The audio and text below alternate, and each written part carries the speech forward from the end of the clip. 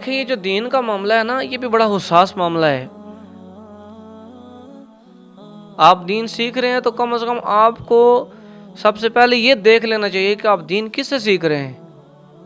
وہ لوگ جو سارا سال ٹی ویوں پہ بے حیائی کا طوفان برپا کرتے ہیں اور رمضان میں آ کے دین سکھانا شروع کر دیتے ہیں، آپ ان سے دین سیکھیں گے یا علماء کرام مفتیان کرام سے دین سیکھیں گے؟ ان کو کیا پتا دین کا؟ یہ تو خود عمل نہیں ہے، یہ تو خود بے عمل ہیں۔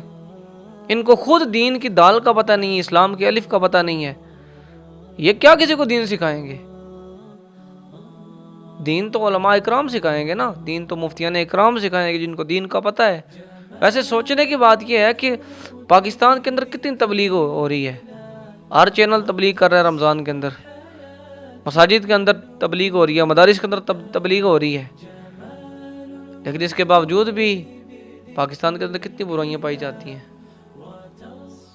عمل نظر نہیں آتا، عمل بہت کم ہے، جتنی تبلیغ ہو رہی ہے اتنا عمل نظر نہیں آ رہا۔ اب سوال یہ پیدا ہوتا ہے کہ اتنی زیادہ تبلیغ ہو رہی ہے تو عمل کیوں نہیں نظر آ رہا؟ تو سوچو بچار کرنے کے بعد پتہ چلتا ہے کہ یہاں دین سکھانے والے خود ہی مخلص نہیں ہیں، تو دین پہ عمل کیا ہوگا؟ تو جب تک دین بیان کرنے والا بعمل نہیں ہے تو اس وقت تک اس کی بات کا وہ اثر نہیں ہے۔ اب بات کر لینا، اچھے الفاظ استعمال کر لینا، یہ الگ بات ہے، لیکن الفاظ کے اندر تاثیر اس وقت آئے گی جب وہ بعمل ہوگا، جب وہ خود عمل کرنے والا ہوگا۔ ایک بندہ خود ریاکاری کے حوالے سے درس دے رہا ہے، ریاکاری نہیں کرنی چاہیے، لیکن وہ اس کی باتوں سے ریاکاری کی خوشبو آ رہی ہے، وہ خود ریاکاری کر رہا ہے، وہ یہ بات کرتے ہوئے ریاکاری کر رہا ہے۔